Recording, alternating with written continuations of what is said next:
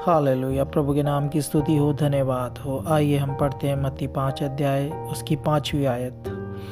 धन्य है वे जो नम्र हैं, क्योंकि वे पृथ्वी के अधिकारी होंगे। परमेश्वर यहाँ उस व्यक्ति को धन्य कहता है जो नम्र है। हम परमेश्वर के वचन में पुराने नियम में मूसा के विषय में पढ़ते हैं। गिनती अध्याय 12 उसका 3 में मूसा पृथ्वी भर के रहने वाले सब मनुष्यों से बहुत अधिक नम्र स्वभाव का था। यहाँ वचन हमें बताता है कि मूसा जो परमेश्वर का दास है वो अधिक नम्र स्वभाव का व्यक्ति था। तभी परमेश्वर ने उस व्यक्ति को इज़राइल की अगुवाई करने के लिए इस्तेमाल किया। एक प्रजा को, वो इज़राइली प्रजा, उसके लोग, ताकि वह उनको उनके वायदा किए हुए देश में पहुंच जाए। परमेश्वर मूसा को नियुक्त करता है। परमेश्वर ने मूसा के जीवन में काम किया, तभी परमेश्वर उसके विषय में सब मनुष्यों से अधिक नम्र स्वभाव का उसको बताता है। हम देखें मिस्र में रहते समय जब मूसा को पता चला कि मैं भी इज़राइली हूँ, तो जो उसके जाति भाई लोग थे जो मिस्र में बहुत दुख और कलेश उठा रहे थे, उनकी मदद और सहायता करना चाहता था। और उसे मालूम था कि परमेश्वर एक व्यक्ति को भेजेगा उनकी सहायता के लिए, उन्हें वहां से निकालने के लिए। वो खुद को समझता तो है, पर जिस तरीके से मूसा चाहता है परमेश्वर उसे उस तरीके से इस्तेमाल नहीं करना चाहता। उसने मिस्र में रहते समय जब जो लोग इज़राइलियों को सता रहे हैं, उनमें से जो मिस्री लोग हैं, और झगड़ा करते हुए और दुख उठाते हुए किसी इज़राइली भाई को देखा तो मूसा को गुस्सा आया, तो उसने उस मिस्री व्यक्ति को मार दिया। इस कारण उसे जाकर मिद्यान देश में बसना पड़ा। वहाँ वो 40 बरस रहा है, करीबन 40 बरस मिस्र में रहा। वहाँ से जब निकला है मिद्यान देश के लिए, वहाँ 40 वर्ष रहा।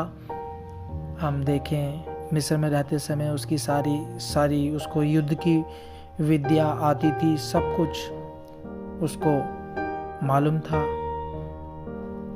और जब वो मिद्यान देश में पहुँचता है, वहाँ 40 बरस रहता है, बकरियां हाँकता है।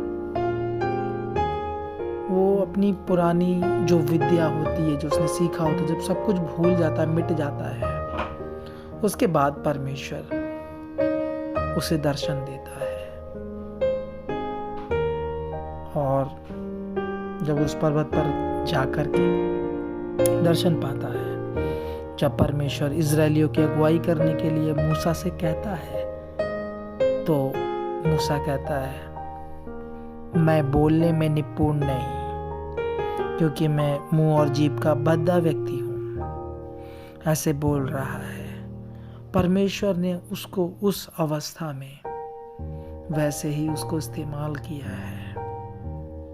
हम देखें कैसे एक व्यक्ति जो आने वाले समय में शायद अगर मिस्र में रह रहा होता तो मिस्र का राजा होता, लेकिन जब उसने अपने भाइयों के बारे में जब उसे पता चला है कि वो खुद भी एक इज़राइली है और इज़राइली लोग कैसे मिस्र में दुख उठा रहे हैं, उनको जब वो बचाना चाहता है, तो इज़राइली लोग ही उसकी नहीं सुन रहे हैं, उसे वहाँ से भागना पड़ रहा है। फिर मिद्यान देश में जाकर बसा है, करीबन 40 वर्ष हो गए, अभी 80 वर्ष का है मूसा। परमेश्वर उस समय उसे बुलाया है और इज़राइल की अगुवाई करने के लिए नियुक्त किया है। ताकि वो उनको वायदे किए हुए देश में, कनान देश में, जो आज भी है, जो इज़राइल कहलाता है, उसमें उन्हें पहुंचाए।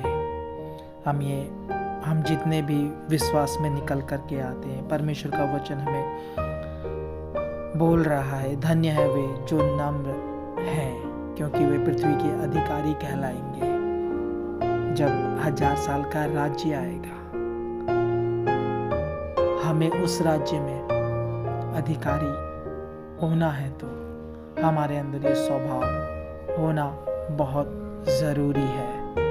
हम परमेश्वर के वचन में पढ़ते हैं, प्रभु यीशु खुद बोलते हैं, मुझसे सीखो, मैं नम्र और मन में दीन हूँ। हमें प्रभु यीशु के जीवन से सीखना है, हमें कैसे स्वभाव का होना है। जैसे यीशु मसीह का स्वभाव था, वैसे ही हमारा भी स्वभाव होना है। अगर वो होगा तो जैसे यीशु मसीह राज्य करने आ रहा है, उसी प्रकार से हम भी अपने प्रभु यीशु मसीह के साथ 1000 साल का जो राज्य आने वाला है, उसमें राज्य करने आ रहे हैं। वचन में ये भविष्यवाणी के रूप में लिखा हुआ है कि प्रभु अपने लाखों पवित्रों के साथ आ रहा है। प्रभु इस वचन के द्वारा हम सबको बहुत से आशीष दे, और ये वचन आप अपने जान पहचान वालों से शेयर करें। प्रभु उनको भी बहुत से आशीष दे।